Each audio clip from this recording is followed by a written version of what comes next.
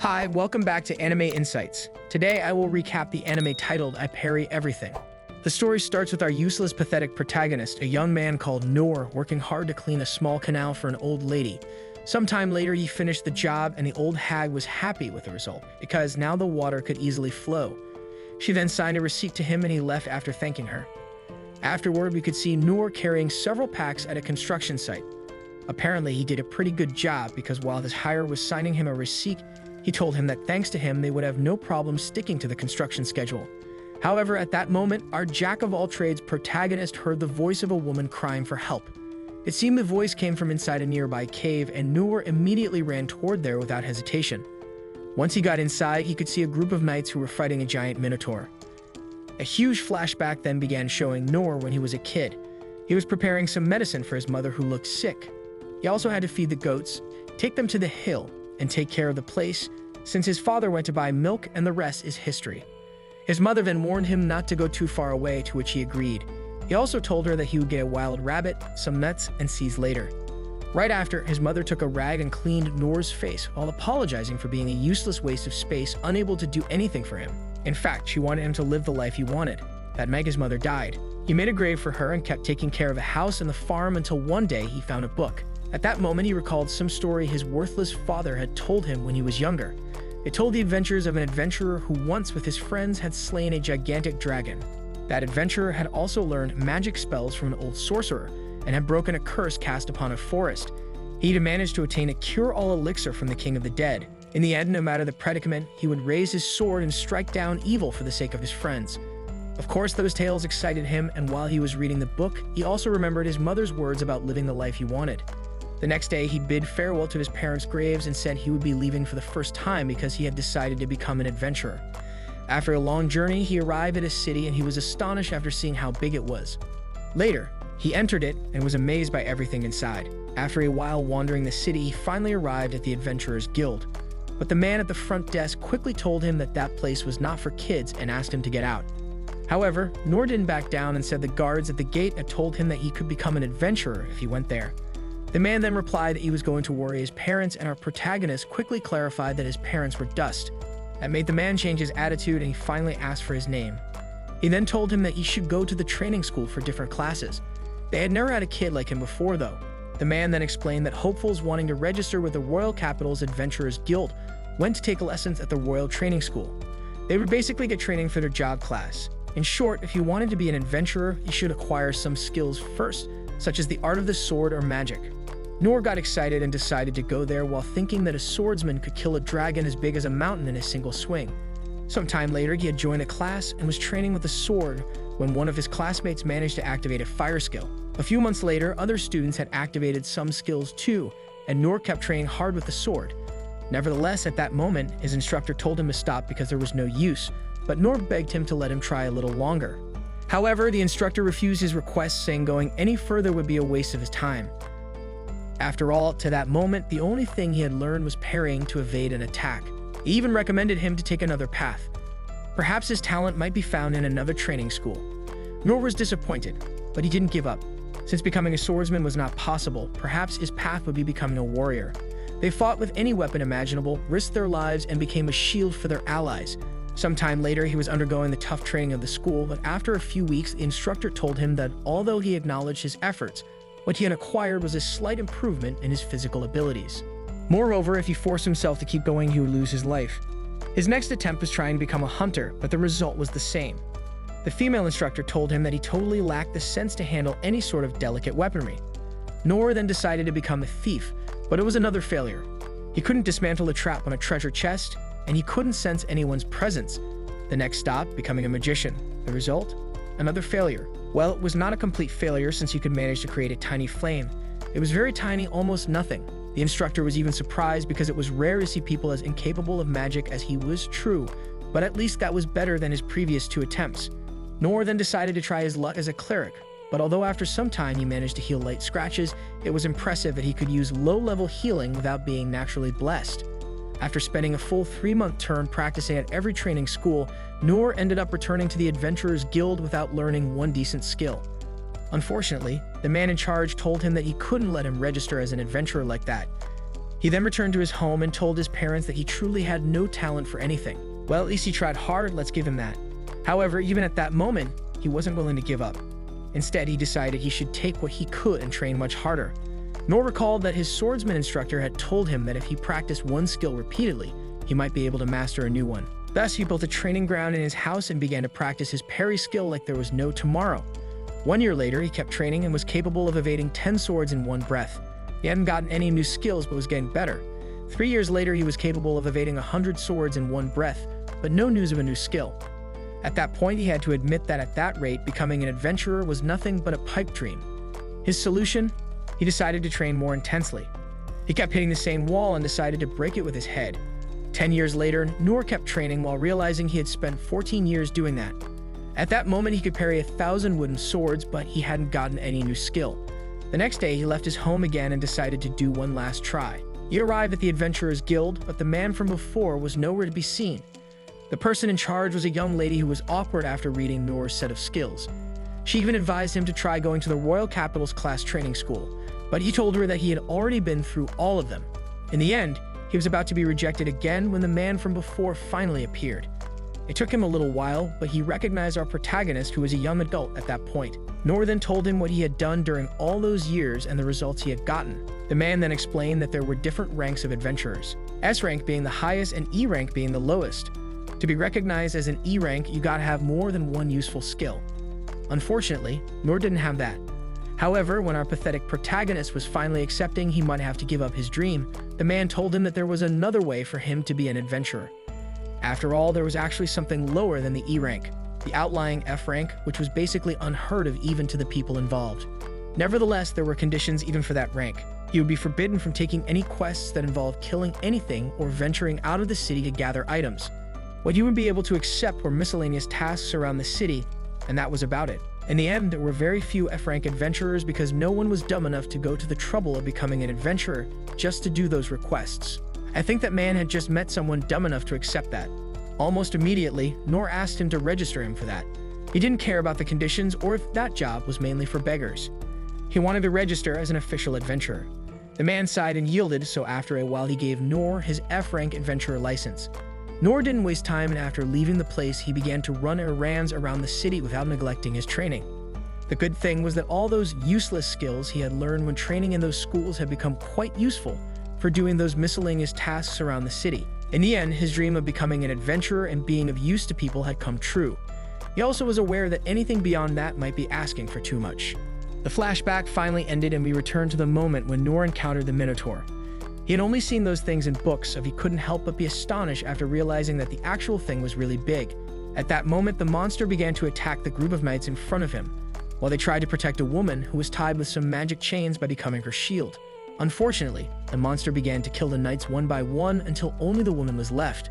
Nevertheless, when it was about to kill her, Noor managed to drag its attention to him, and after grabbing a sword from one of the corpses, he decided to face the monster. The battle then began, and our protagonist managed to parry all the monster's attacks, but the problem was that he had no way of counterattacking and his sword was almost at its limit. At that moment, a strange ring activated and the monster decided to kill the girl. Noor then remembered his father's words and decided to give his all to protect her.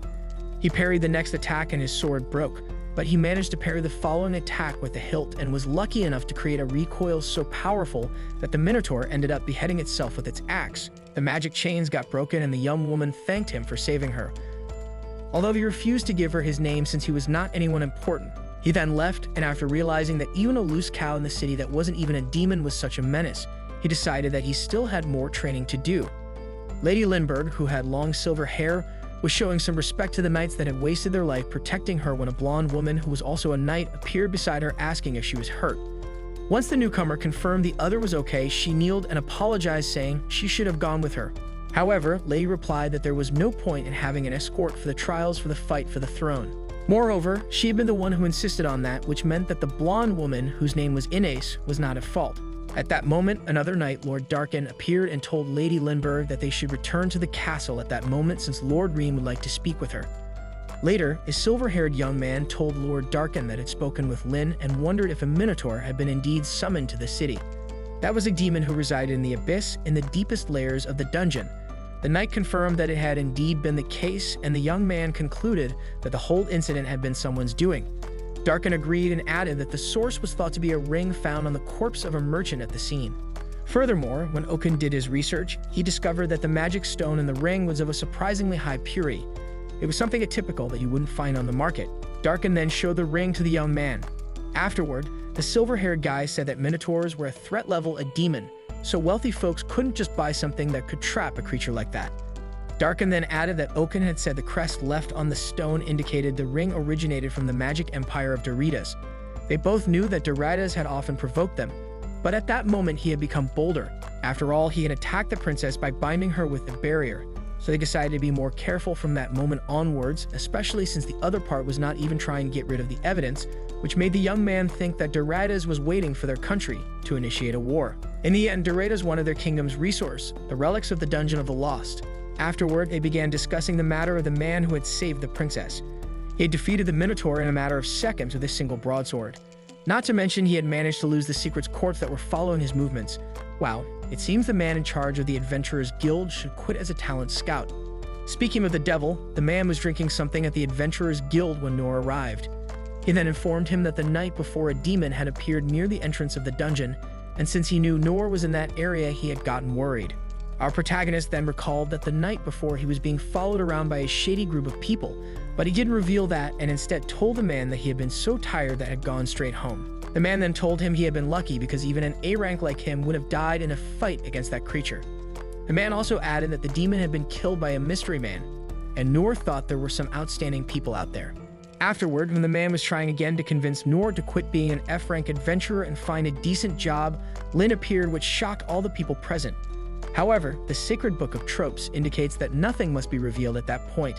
In the end, after a very carefully scripted conversation, he agreed to go out with her, with the guild master still being oblivious that Noor had saved her the night before and with Noor oblivious of the lady's identity.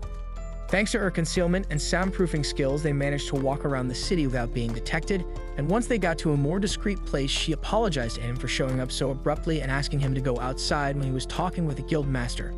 She then thanked him again for saving his life. She even told him that what he had done amounted to saving the lives of many others in the nation. Of course, he quickly dismissed all that and downplayed his role in the fight. He is dense, yes, that's a fact, but she sucks at explaining things. Is it that hard to tell that he had killed a powerful demon and had saved the princess of that kingdom in the process? Afterward, Lynn told him that she wanted to properly thank him, but he refused. She then told him that his father wanted to meet him, but he refused again. She then said that she was a person of status who wanted to give something to the person to whom she owed his life. For a while, she insisted on him accepting her gratitude only for being rejected, but her efforts ended up paying off because he eventually yielded and accepted to meet her father. But he said he didn't want anything extravagant. Right after, she used his skills again and took our protagonist to her manor. Once they entered the place, she asked him again for his name, and that time he revealed his name was Noor. At that time, she apologized because she realized had forgotten to introduce herself. She then told him her name was Lindbergh Clays, but asked him to call her Lynn instead.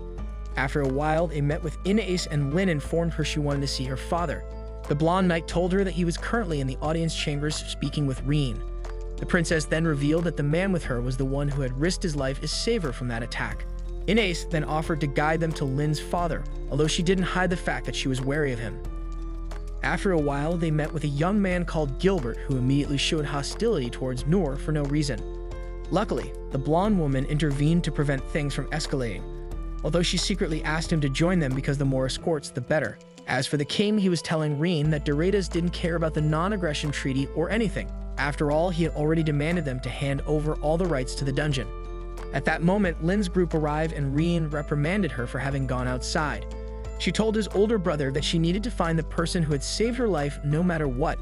After hearing that, the king asked his daughter if Noor was the man, and she confirmed it. Our protagonist then apologized for not knowing the proper etiquette and for the way he was dressing since he hadn't expected to go there that day. The king laughed at those words and formally thanked him.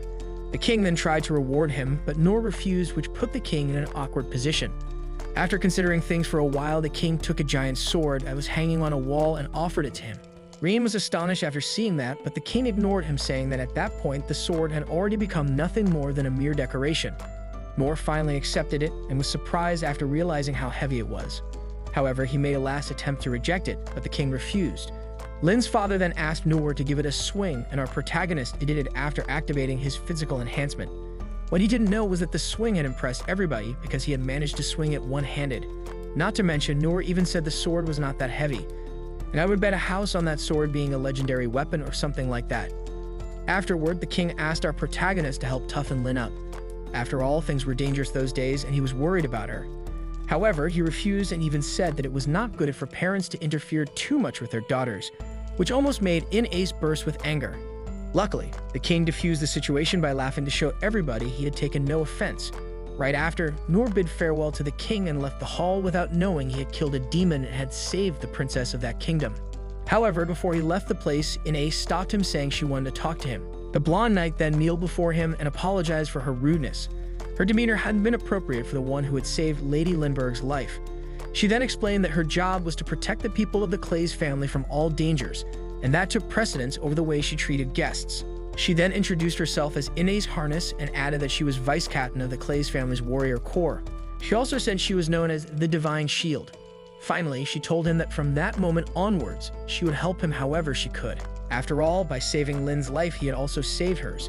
He accepted, and right after, she told him that his speech and behavior while in an audience with the king had been unpardonable, and warned him should he continue like that in the future, she would no longer be able to overlook his disrespect. He thanked for the warning, but he didn't seem that much affected by those words. Finally, she asked for his name, and when he told her he was called Noor, she reacted strangely. Right after she left, but before our protagonist could move, Gilbert confronted him and asked him to spar with him. Noor was walking through a corridor with Gilbert, all wondering what could possibly that man need from him. Not to mention he was exhausted and wanted to go home as soon as possible. Eventually, they arrived at what seemed to be a sparring ring, and our protagonist asked the other what he wanted, and Gilbert replied that he wanted to have a mock battle with him. That reminded Noor that he hadn't had a training partner since he had gone to those schools. Gilbert then told him that although he might not seem like it, he was quite famous in the royal capital. He then invited our protagonist to pick one of the training weapons that were hanging on one of the walls. Noor immediately grabbed a sword while thinking that was a godsend for a budding adventurer. Shortly after, they both were ready to fight, and our protagonist thought that he didn't know how much of a challenge he would be for him. But even though he was willing to take that as a chance to train with someone more skillful than him. By the way, the other guards that were there couldn't believe that someone was willing to fight against their captain. The battle began, and Noor immediately was amazed by the polished movements of the other and the way he controlled his pace. In fact, he was sure that Gilbert had trained like crazy to achieve that level. However, Noor soon noticed something else. Gilbert's movements were too slow, and he couldn't understand why, until the realization finally hit him. He has finally realized that he is very strong. After some consideration, our protagonist concluded that since Gilbert was battling against a weakling like him, he probably saw no point in showing even a glimpse of what he could really do. At that moment, he asked Gilbert to stop and told him that he knew he was going easy on him, but he informed him that he didn't have to hold back that much. Those words caught his attention, and the captain even wondered if he indeed had taken it down a notch because his opponent was a normal human. Gilbert quickly apologized and right after resumed his attacks, unleashing all his power. Noor immediately noticed that the other was way faster than before, yet he could still evade his attacks, and more importantly, the moment our protagonist evaded the captain, he left himself completely open. It was like he was luring him in. As for the captain, he was beginning to wonder why his spear wouldn't touch our protagonist. Meanwhile, Noor kept thinking the other wasn't fighting seriously, and his next explanation was that Gilbert had simply set a trap. I am currently amazed by the fact that this guy doesn't choke while eating. The captain then decided to use a sword skill and a feint, but Noor still managed to dodge his attacks, although our protagonist finally had to put some effort into doing it. Afterward, Noor stopped the fight again and told Gilbert that he could still handle more, so he could speed up, which startled the other. That reaction made Noor finally consider the possibility that the other was already giving it all he's got. He even thought that all the training he had done in those 14 years had made him stronger. Our protagonist even thought he might win the mock battle. Immediately thereafter, Gilbert used a powerful skill called Dragrave, which apparently was one of his best skills. In fact, that movement finally caught Noor by surprise, but even though he managed to dodge it, albeit barely. However, Noor immediately admitted defeat and left the manor feeling troubled. The other guards couldn't believe that someone had actually evaded that movement and only felt better after justifying it on the fact that Gilbert was using a practice spear with a wide tip. As for the captain, he began to recall the time when he had begun training. From the beginning, he knew he had talent for the spear, and the more he trained, the more polished his technique and the more strength he gained. Unfortunately, he quickly got bored because he couldn't find a worthy opponent. It was then that his master told him to go to the capital that was assembling its power for an upcoming war. Sadly, even after going there and fighting both demons and other powerful humans, he couldn't find the opponent he was looking for. He kept winning with ease, but he knew that wasn't enough. One day, the swordsman instructor found him resting and told him that he looked gloomy for someone who had obtained the honorable alias of Spear Sovereign. Gilbert didn't flinch and told him that it was just another bothersome title, which amused the instructor, who said that he didn't realize a title equal to his sword's sovereign rank was such a burden. However, the captain didn't back down and even told him he would like to fight him. But the instructor didn't take him seriously, although he told him that someday there would appear someone who would surpass him. Back to the present, the captain recalled he wanted to know what kind of person could defeat a minotaur all on his own. But our protagonist made no sense. He showed not 1 ounce of interest in the most lavish of rewards, and he was discourteous even in audience with the king. In fact, he didn't believe that our protagonist had the power to kill that monster at all. However, he had gone all out with his final attack. That move was faster than the speed of sound, and above all, it was his most powerful technique. In fact, he recognized he had been reckless by using it, but he wanted Noor to feel the power of his spear. Nevertheless, despite Gilbert didn't know what had exactly happened, he was aware that for the first time in a head-on battle, he had been thoroughly defeated, yet the other had admitted defeat instead. The captain then wondered if Noor was showing concern for him because they were in front of his subordinates. Moreover, the most intriguing part was that after our protagonist left, the captain noticed several huge cracks on the floor, and he had no idea when those cracks had appeared or how Noor had done that. Nevertheless, one thing was certain. Our protagonist had evaded Gilbert's best technique while he was at full strength. Meaning, it seemed our boy had finally found the worthy opponent he had been looking for.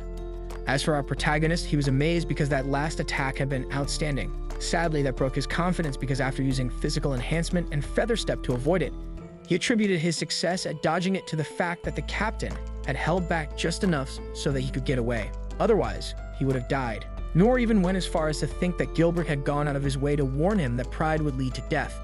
Oh, for the love of all that is sacred. I knew it. I knew this would happen, but I didn't imagine our protagonist would use such a roundabout way in order to undervalue his own strength. This guy takes the concept of stretching reality to a whole new level. Some time passed, and one day while he was resting on a hill and finding new ways of underestimating his power, Lynn met with him and told him that she had a special request for him. She wanted him to accept her as his page. Of course, our protagonist had no idea what a page was, and she quickly explained that a page was someone who took care of his master's everyday necessities as he learned techniques and absorbed knowledge from him. Obviously, after hearing that, he immediately refused her request, but she insisted, saying that if he let her stay, she was sure she could be of use to him. After all, he had achieved the highest marks ever in all 6 training schools. Nevertheless, he told her that there was nothing at all that he could teach her. I don't know, maybe how to kill a minotaur. Furthermore, he could do what he needed to on his own. She then changed her approach and told him that her family would pay him a handsome instructor's fee, but he refused again.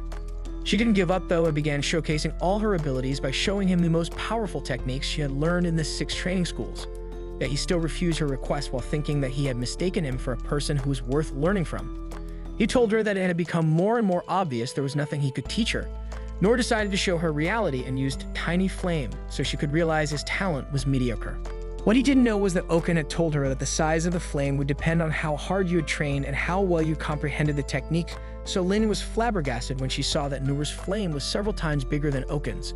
Well, it is confirmed. Size does matter in that world. She even recalled those fairy tales about a young boy who managed to complete the full term for each of the 6 training schools in just 3 months. Up to that moment, she also thought that the young boy didn't exist, but after seeing that tiny flame, she was sure Noor was indeed him. Noor told her that his other skills had the same level, which left her completely defeated. After all, she had just made fun of herself after showcasing her poor skills to that monumentally powerful person. That night, Lynn appeared in front of Noor again and called him Sensei because she had decided that she would follow him everywhere until they accepted her as his page. Meanwhile, Rain cannot believe that the king gave Noor the Black Blade, a sword looted from the deepest explored level of the dungeon and immune to both physical and magical damage. His only conclusion is that the king wants Noor to do something important. On the other hand, Noor goes to get another laboring job, but with B-rank Lynn as his partner. They are instead sent to hunt goblins outside the city, exciting Noor, though he regrets he had to take advantage of Lynn's rank. In the forest, they discover an extremely rare goblin emperor. Noor, having never seen a goblin before, assumes it is a normal goblin and throws himself into the fight to prove he is as strong as other adventurers. Lynn mistakes his enthusiasm for pre-knowledge of the emperor's existence and a desire to kill it in secret to stop other adventurers from being killed. Working together, Noor knocks loose the Mana Stone in the Emperor's forehead, allowing Lin to kill it with fire. Noor mistakenly concludes that he is not yet strong enough if he can't defeat a goblin by himself. Meanwhile, Rien suspects the Emperor was another assassination plot by the Doritas Empire. Noor returns to the guild and reports that he only killed one goblin, only to discover since they burned the body and didn't bring any evidence of the killing, they won't even be paid for completing the job. Based on evidence of the attacks of monsters, Rien starts preparing the country for invasion by the Doritas Empire. This includes sending Noor, Inace, and Lin to scout the Toros Mountains, though this is just his trick that would allow Lin to escape to the friendly nation of the Mithra theocracy away from the danger. Inace recalls discovering her power of Holy Shield as a child and being trained to use it by her foster father, Sir Dandel. Several times she heard him praising a man he knew called Noor and became jealous of that praise. Despite her attempt to rise above it, her jealousy has only increased since meeting Noor herself. On the other hand, monsters begin attacking the city while in the mountains, Noor encounters a black death dragon being controlled by a young demon folk boy. Inace considers the boy an enemy as the demon folk have been enemies of humans for generations. Noor rushes in to protect the boy when the dragon gets free, assuming that it is merely an overgrown frog, but he is quickly affected by the dragon's deadly poison. Inace restrains Lin from trying to help, but seeing Noor fight on, even on the edge of death, makes her realize why Dandel admired him and that instead of being jealous, she should strive to become a warrior like Noor. The boy, who has been abused all his life just for being born a demon folk, was offered freedom if he used his abilities to attack the kingdom. Having lost control of the dragon, he cannot understand why Noor is protecting him. Despite being poisoned himself, Noor uses healing magic on the boy. In a flashback, Noor once accidentally poisoned himself as a boy and then did it repeatedly as he realized he gained a tolerance to poisons. With the poison neutralized, he traps the dragon's mouth shut with his next parry, and the pressure of the trapped gas causes the dragon to explode. The boy tries to admit to bringing the dragon there for war, but Noor, with his habit of eating poisonous animals, believes the boy was taking the frog to the kingdom to sell his meat. Noor is also impressed by his demon folk abilities, which he is certain would be of great value to the kingdom. Lin doesn't trust the boy until Inace points out the clear evidence he was raised as a slave to be used as a child soldier. Lin then insists on taking the boy, whose name is Rollo, with them even though demon folk are forbidden from entering the Mithra theocracy. Just at that moment, a strange man appears. The stranger intends to return Rollo's body to his owners. Noor barely parries his attacks to protect Rollo. Inace identifies the stranger as Deadman Zadu, an S-rank adventurer who used his abilities for both quests and heinous crimes, including the destruction of an entire country by killing all its soldiers and then murdering the royal family. Due to his abilities and wealth, no one can bring him to justice, so most governments simply declared him dead and then left him alone. Against Noor's sword, Zadu breaks all his daggers, even ones made of mithril and dragon teeth, so he draws his ultimate weapon, Silver Cross. Using dwarven alchemy, Silver Cross can split into hundreds of knives to attack all at once. Inace assists with her Holy Shield, allowing Noor to destroy Silver Cross by throwing teeth from the Death Dragon to shatter it. With no weapons left, Zadu departs but taunts them that something big is happening in the royal capital. Rollo confirms that another demon folk is taking an even stronger monster to destroy the capital. They immediately rush to return there, with Lin confident Noor can save them. At the capital, Rien witnesses the arrival of the monster, Titanic Dragon of Calamity. He tries to start an evacuation, but someone uses magic to block the roads, and the Sovereign Six, a group of strongest adventurers, have all been lured away beforehand on other jobs. Even with everyone else terrified, Noor is somehow confident the dragon is no stronger than the Goblin Emperor and should be easily defeated. Lin's father can't believe that King Doritas would go this far just to take control of their dungeon. To save his people, he approaches the dragon himself, hoping to at least blind it before his death. Inace and Lin combine their magic for a spell to get Noor back to the city faster than a bullet. As he cannot control his speed or trajectory, Noor ends up hitting the dragon right in the head. Despite its colossal size, Noor is still capable of parrying its attacks, damaging its claws and scales with ease. Meanwhile, Rollo uses his powers to help Inace and Lin defeat goblins. On the other hand, the dragon attacked Noor again, only to be parried, although it lost a claw in the process. Right after, the dragon fell at Noor's feet and the color of its eyes changed. After seeing that, Rollo said that the monster was submitting to our protagonist. This development left everyone flabbergasted, and Noor recalled his father's words about that legendary hero who had gained the title of Dragon Slayer. However, after seeing the attitude of the dragon, he lost the will to kill it and admitted that perhaps he wasn't a hero material. Immediately thereafter, Lin, Inace, and Rollo ran towards him, while our protagonist greeted them with a big smile on his face. Lin asked Noor if he was okay, and he replied that he was fine. Then he finally understood what had happened and thanked Rollo for his help. Our protagonist had assumed the boy had calmed the dragon, but Rollo quickly said that he hadn't done anything. Nevertheless, Noor thought that Rollo didn't want others to know about his ability, and that was the reason he was saying he had nothing to do with the dragon's behavior. In the end, our protagonist didn't probe further, leaving another misunderstanding among them. Afterward, Noor asked Rollo if he could send the dragon back to where it had come from, but Inace disagreed with that decision because that dragon was very dangerous.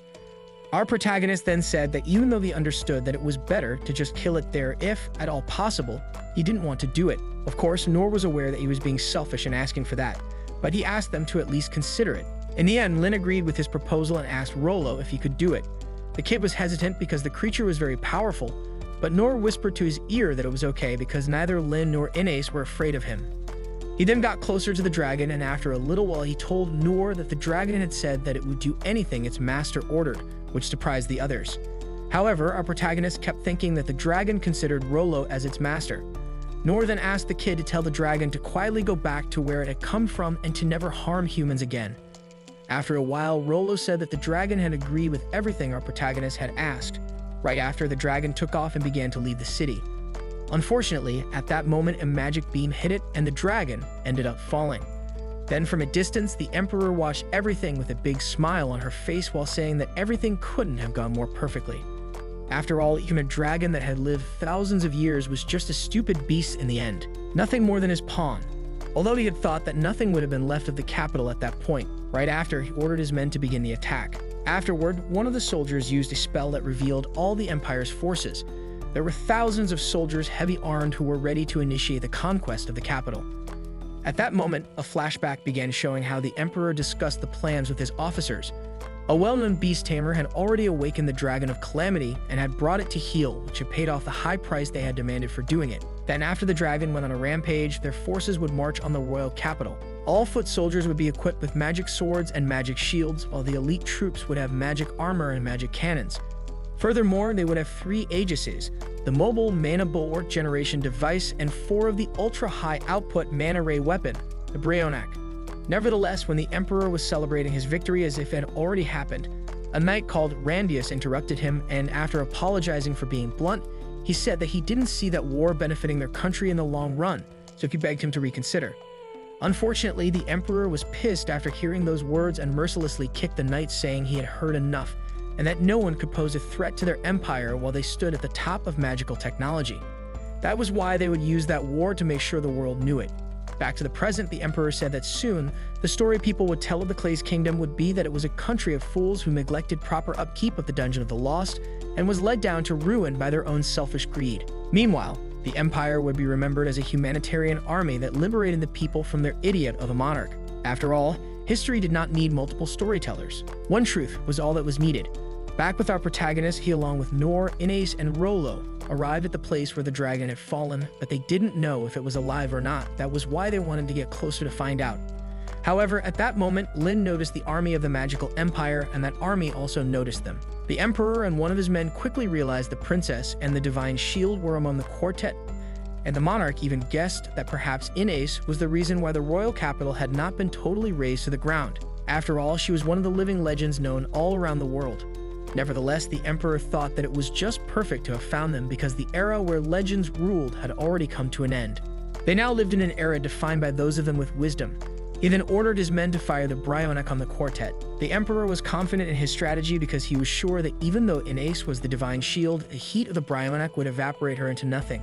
In the end, another of those so-called legends was about to die by his hand, which is why he loved going to war.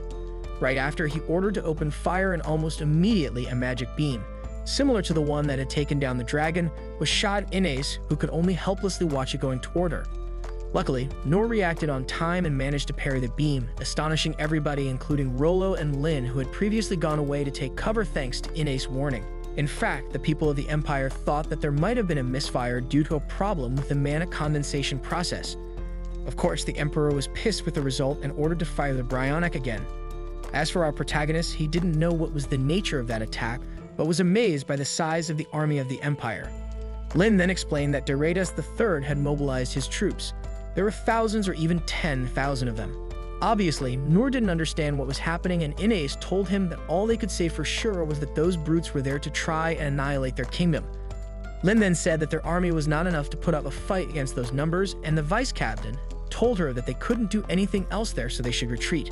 The princess agreed and said they should meet up with her brother. She then asked our protagonist what he would do. Another misunderstanding arose at that point because he wanted to run away, and Lin understood he was going to fight alongside them. But before they could say anything else, another round of magic beams was thrown toward them. Nevertheless, at that time, Inés was prepared and blocked them with her divine shield. The emperor found that development aggravating, and one of his men advised him to take shelter in the rear. The monarch then began to leave while ordering his men to finish the job quickly. Back with the quartet, Noor realized that they would keep them pinned there at that rate, so he decided to get their attention and buy Inés, Lin, and Rollo some time. He then asked them to take that chance to escape. Afterward, he thought that although he was bad at fighting, he was pretty used to running away, and recalled when he had been forced to run away from some angry bees. Lin was hesitant, but in the end agreed with his plan. At that moment, Rollo noticed that another Bryonac was about to launch its attack, so the princess decided to use the same strategy they had utilized against the Goblin Emperor. Noor was against the idea, but before he could raise any objection, Lin used Wind Blast on him. Our protagonist then began to parry not only the magic beams thrown by the Bryonacs, but also all the attacks of the Imperial soldiers. The next second, countless swords and shields began to fly high in the sky, astonishing the Emperor and his officers, and before they could even react, Noor landed right behind them. At that moment, all the disarmed soldiers began to get injured by their own swords and shields once they started falling over them like a rain from hell. To the Emperor's despair, Noor didn't stop there and kept going back and forth, parrying all the attacks from the Imperial army, causing more and more damage. Even the 3 Aegises ended up being destroyed in the process, and only the Bryonacs remained standing. Afterward, Noor appeared again behind the Emperor, who finally recognized him as one of the people who was beside Inés back then. However, the monarch couldn't understand how he had gotten right behind him that quickly.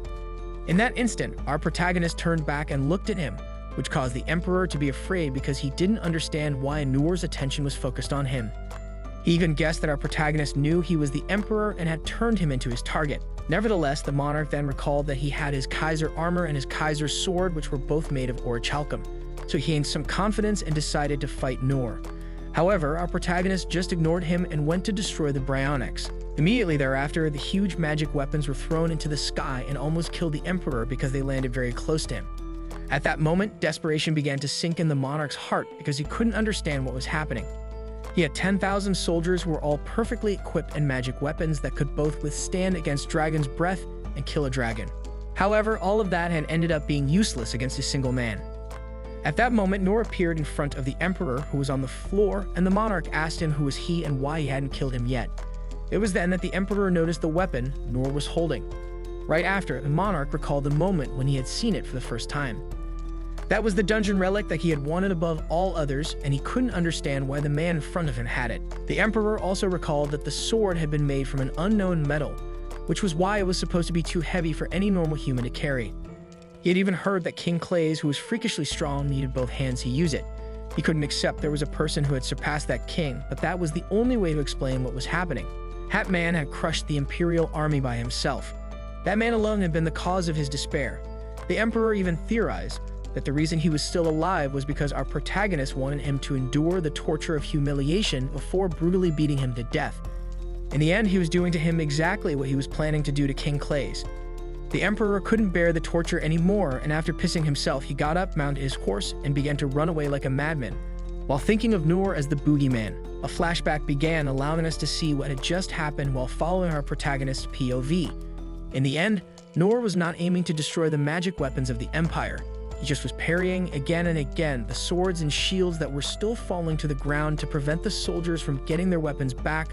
The destruction of the Empire's gadgets was literally collateral damage.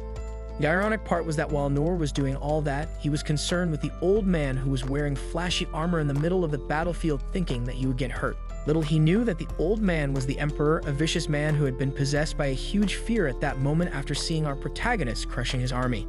Back to the present, once the Emperor escaped, Noor finally felt the backlash of putting his body to the limit and began to cough blood while half kneeling on the ground. He didn't fall completely because he was using his sword, which he had previously stuck in the ground as support. To make things worse, various terrified soldiers of the Empire's army were getting closer to Noor to kill him, while our protagonists began to lose consciousness, hoping Ines, Lin, and Roll had been able to safely escape. Luckily, Gilbert and his master arrived just in time to rescue him, while Noor became a fanboy after witnessing the power of the Sovereign of the Sword while killing the enemy soldiers.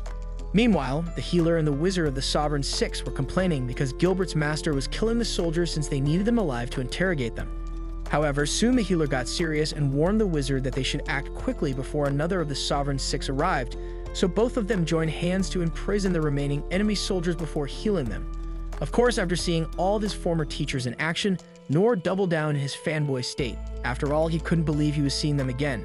Nevertheless, what he didn't know was that some of his former teachers also recognized him when they saw him, and shortly after they went to help him, along with Lin, Ines, and Rollo. Right after, a very concerned Lin quickly healed him, while Gilbert's teacher reported that a commanding officer had already confessed under Sign's interrogation that the Empire had not further troops. They had already thrown everything they had at them, including the dragon and beasts that had attacked the capital. Sadly, it seemed that the Emperor had escaped. That surprised the wizard because he couldn't believe that decrepit old Foji had shown up on the battlefield. According to Gilbert's master, the Emperor should have been very confident in his resources to do that, to which the wizard replied saying that it had been a stupid move for a guy who demanded his people call him a wise ruler. In the end, the wizard believed the Emperor should be losing his marbles. After hearing that, Noor decided to intervene and told the others that he had seen the Emperor a little while before. He also added that the horse the ruler was riding had sparkly gold gear, which made him hard to miss. The wizard then guessed the Emperor was using Orichalcum's saddlery, which was very high-grade equipment that could support an extensive array of skills, which in turn explained how he had escaped so quickly. However, the wizard couldn't help but add that the ruler's fashion sense was as poor as his attitude. Nevertheless, Gilbert's master reminded them that if the Emperor managed to escape to the border, they wouldn't be able to go after him. There was a fortress as well as a bridge that spanned the ravine over there. Sadly, according to the wizard, there was no hope of catching up to him at that moment by normal means. Of course, everything would be different if there was a way for them all to fly. After hearing that, Noor had an idea and said that he thought it might be a way. Of course, assuming that the dragon was still alive. Shortly after, Noor, Lin, Rollo, Ines, Scene, and the wizard arrived at the place where the dragon had fallen, and almost immediately, the wizard was excited since he was able to see a legendary creature that close. Even the healer was pleased because that was the first time he had been tasked with healing an enormous dragon. Stein then began to heal the dragon while telling Noor that he had grown quite a lot. It was at that moment that the wizard realized the man with them was his former student. After some greetings and teasing, the wizard asked Noor if he thought that riding the dragon was a good idea. After all, having them all ride on its back didn't seem safe to him. However, our protagonist reassured him saying that they had Rollo with them. The wizard then asked the kid if he was confident in his ability, and Rollo quickly replied he wasn't, which worried the wizard more, but Noor then intervened to support the kid. However, before our protagonist could say anything, the dragon woke up. Noor then told the kid to use his ability, and right after the dragon roared. That made our protagonist realize the creature was angry, and Rollo confirmed that by saying that not only the dragon wanted revenge, but it also wanted Noor to order it to get some. That surprised the wizard, who couldn't believe the kid had that much control over that dragon. Again, Noor gave all the credit to Rollo, and when the kid tried to clear the misunderstanding, the dragon roared again.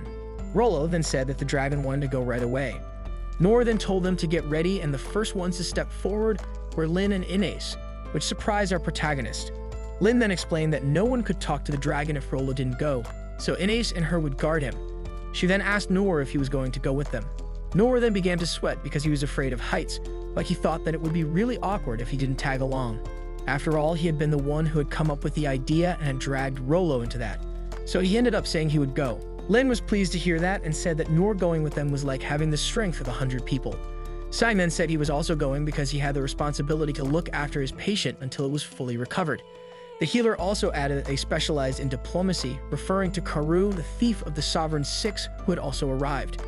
Noor was happy to see another of his former teachers and asked him if he was also going with them, to which the other replied that if they were going to fly on that large beast, they would need the concealment skill. Oaken, the wizard, took that chance to say he was going with them too, but Syme reminded him that he needed to supervise the stone cage that he had used to imprison the Imperial soldiers. The wizard reluctantly agreed, and right after, Reen and his father arrived. The prince then told them that he wanted to go too since they would need a negotiator. Lin was very happy to see his father and older brother, and the king kind of apologized to her for having worried her. As for the vice captain, she kneeled in front of the prince, saying she would accept any punishment for disobeying his order and returning to the capital. Nevertheless, Rien told her that it was his fault for giving such an idiotic order to her. In fact, he also told her that he was glad she had made it back. The group prepared to depart while the king reminded his son he was in charge and apologized to Noor for continuously asking for his help before asking him to take care of the Lin and Inés.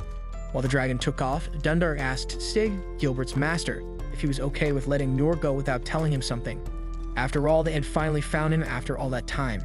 Sig then replied that the fact of the matter was that he had never really needed them to play a role in his life. He also said that the idea that they could take him in and raise him was laughable. Dundar agreed with that and said that our protagonist was like a hero straight out of the legends. In fact, he made him feel like a laughingstock. Sig then recalled the moment when he saw Noor's full power and how the sight of those swords, shields, and magic weapons in the air left him astonished.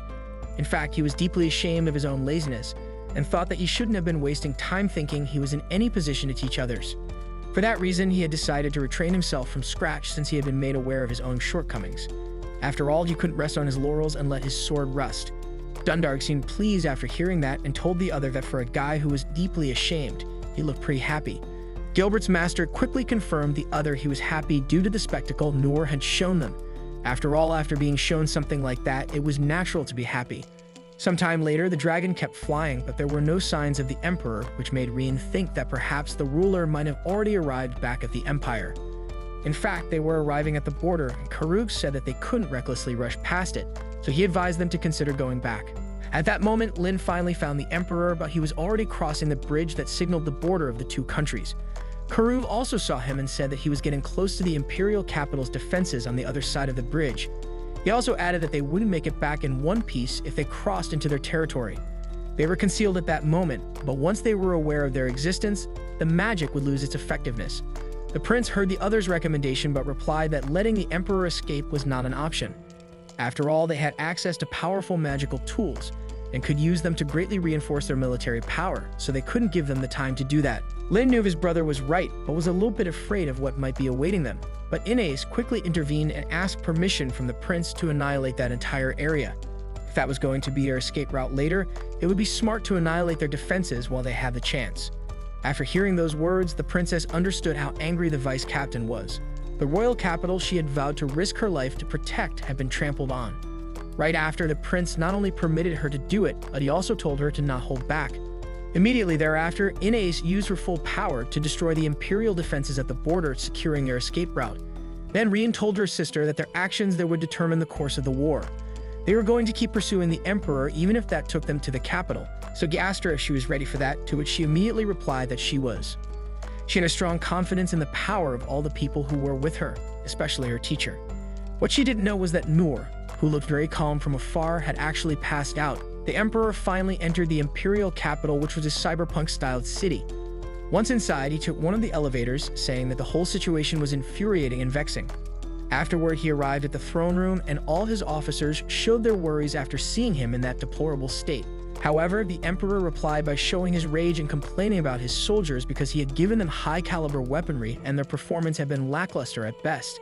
After hearing those words, his officers began to ask what had happened, but before the emperor could reply, they all noticed that the Dragon of Calamity was almost above the city, which astonished the monarch because he was sure that the Bryonic had killed it. The first thought of the emperor was that the dragon had been resurrected somehow, which led him to think that the diabolical man known as Saint of the Sovereign Six had reached a new high with his healing magic.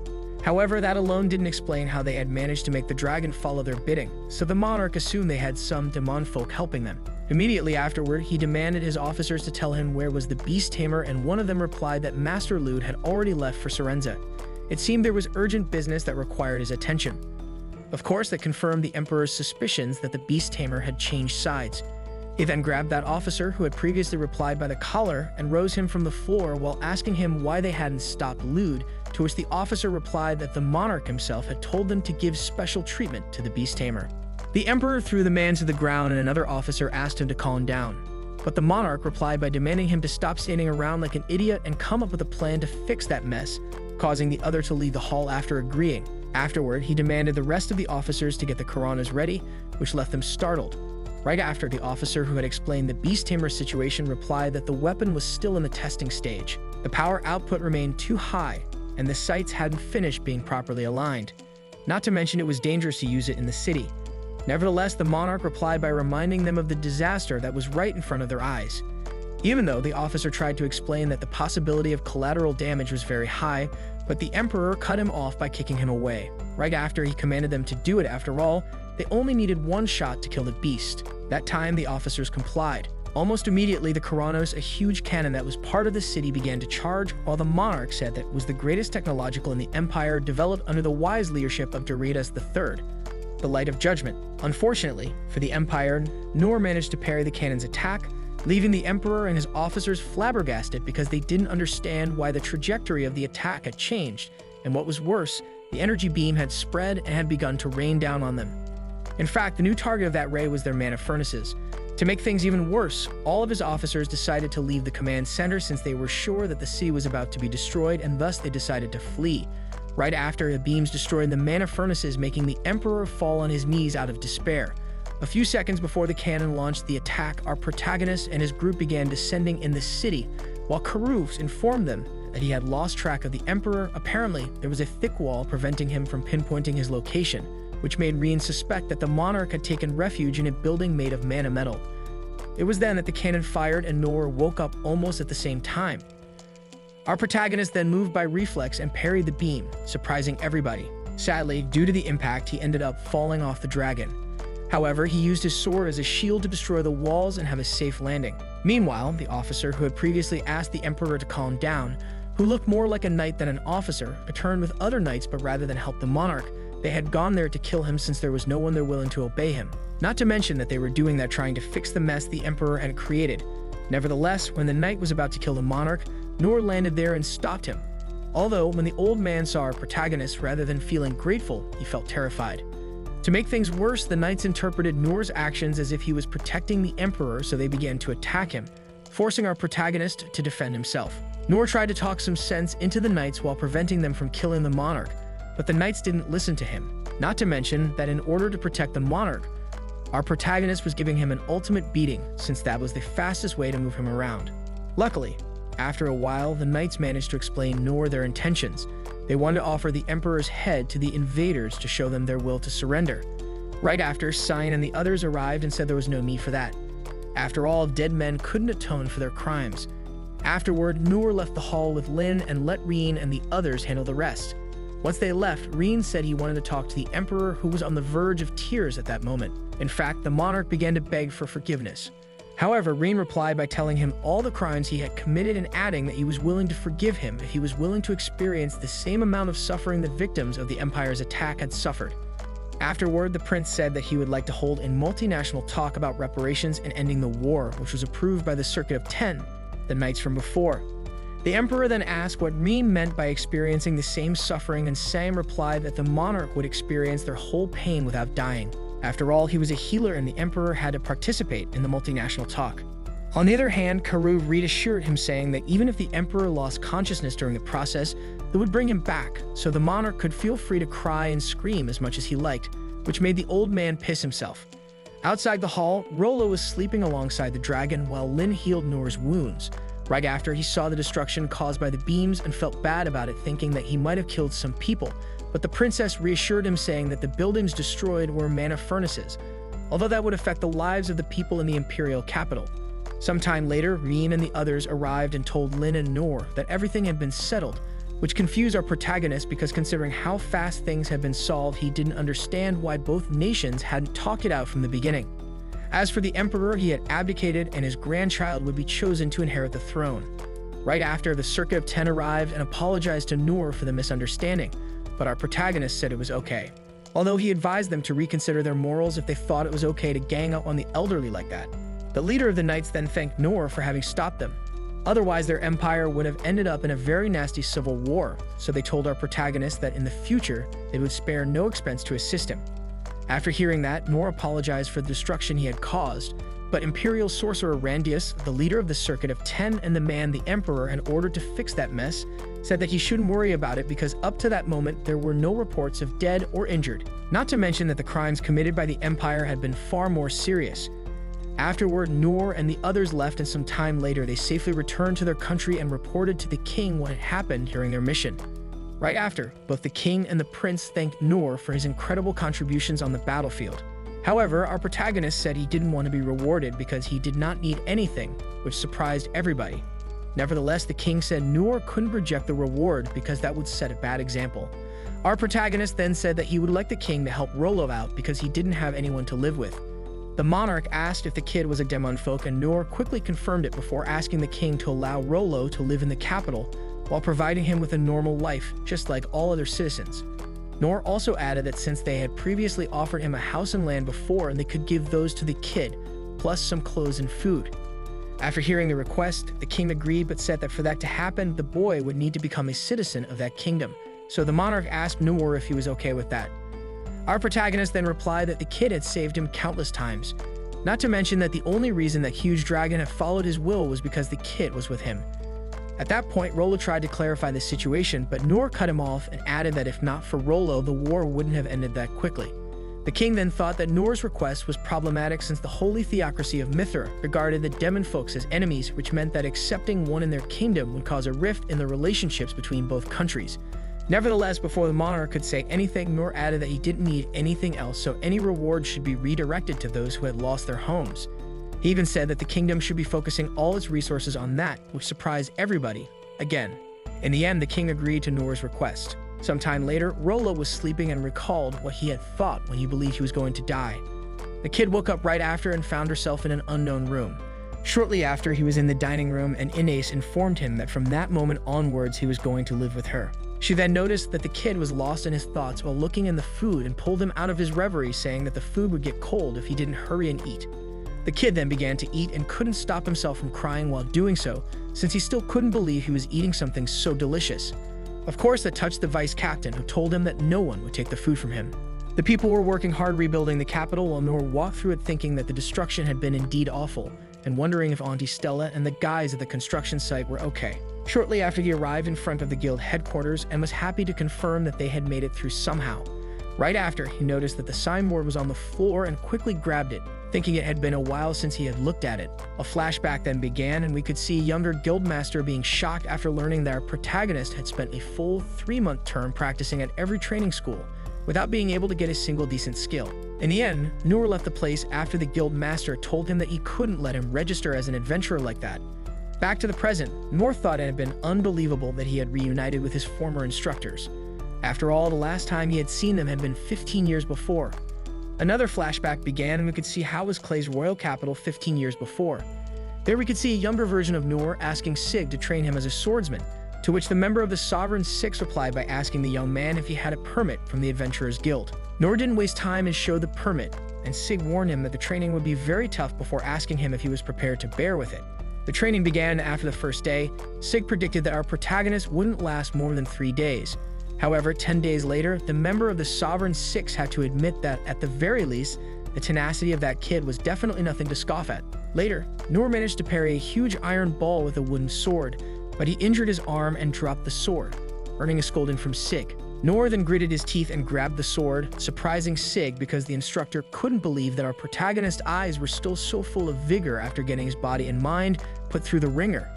It was then that Sig thought that that kid might have a promising future. Later, Noor asked him when he would get a skill and what kind of skill he would get.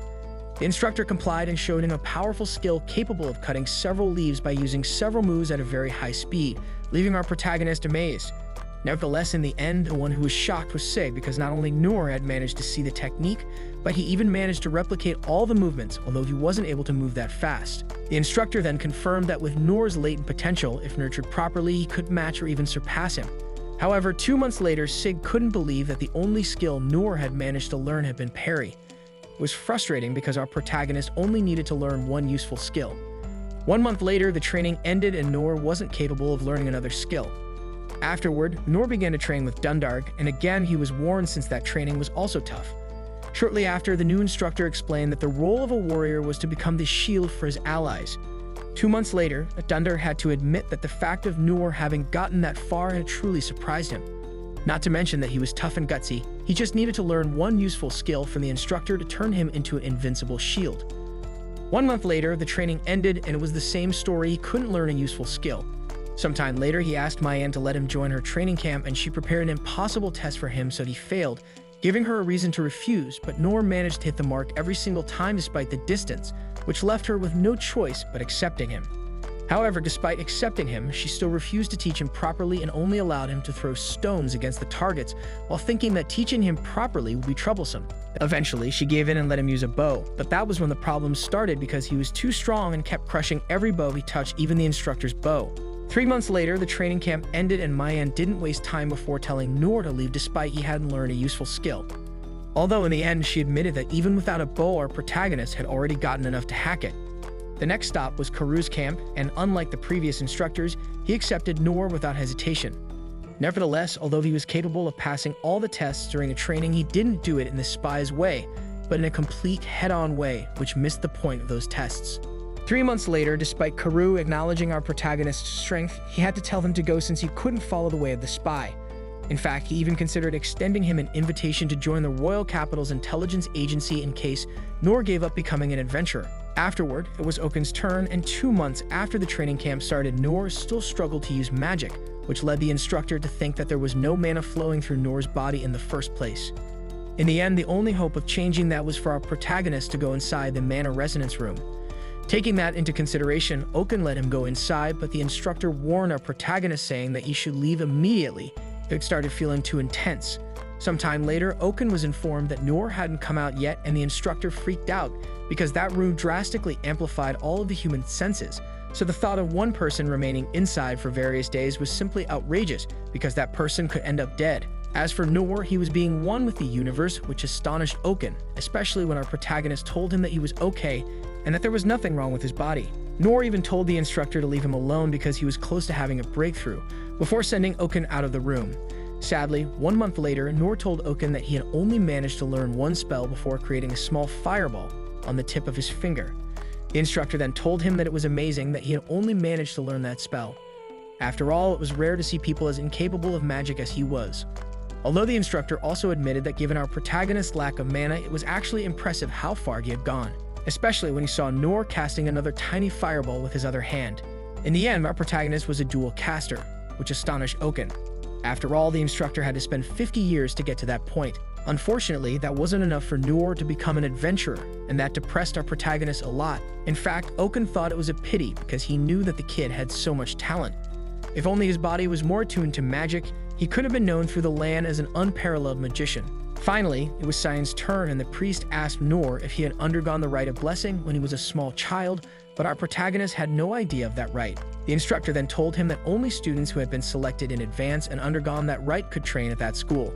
Nevertheless, our protagonist wasn't willing to take no for an answer and replied that he was not leaving until Cyan agreed to let him train there, even though the priest didn't agree. Various days passed and Noor was still outside the temple despite the low temperatures due to the snow that was falling. Eventually, Noor couldn't take the hunger and the cold anymore and was about to pass out, but Cyan arrived in time, and after healing him, he told our protagonist that he would allow him to participate in the basics of their training, but there was no guarantee that he would actually learn a skill. 3 months later, Noor managed to learn Low Heal, which impressed Cyan, but sadly that skill wouldn't be recognized as a serviceable one to become an adventurer. Our protagonist was disappointed again and decided to leave, but while he was leaving, Cyan told him that even though that skill only worked on scratches, it was impressive that he could use low-level healing magic without a natural blessing. The priest was aware that Noor had performed a miracle on his own without undergoing the rite, or using a Holy Spirit as an intermediary, so that meant he could wield the power of miracles without limit. The next day, the Sovereign Six had a meeting where they discussed Noor's case. However, our protagonist had already disappeared from the capital. Cyan then lamented not having stopped him the day before, while Mian said that they could let the kid be since he was strong enough to hack it on his own. Nevertheless, Cyan disagreed with that decision because he knew that if they invested their time in nurturing our protagonist's gifts, then that boy would undoubtedly become someone extraordinary. After hearing that, Okun immediately agreed. Afterward, Dundark said that he had never imagined that Noor had been going through the same thing at all the other schools, and Cyan reaffirmed his proposal of training our protagonist and guiding him. In the end, they all agreed, and immediately thereafter Sig headed off on a journey to find Noor while he tried because the other 5 Sovereign didn't allow it. After all, since they had agreed to train him as a group, they were going to look for him as a group too. Back to the present, Noor entered the Adventurers Guild and gave the Simor to the Guildmaster, who asked him why he hadn't gone to Mithra. Our protagonist then told him that after seeing the state of the city, he had turned around and rushed back. They both then talked about how tough things were at that moment, and after a while, the guildmaster informed our protagonist that the construction guild boss had been searching high and low for Noor. He needed him to haul away some rubble and help build temporary housing and the like. That night, Noor was still helping the workers of the construction guild, who were really glad to have him helping them. As for our protagonist, he couldn't help but think of all the things that had happened during that day, from traveling in a carriage up to subduing an empire, while defeating 2 dragons and meeting Rollo in the process.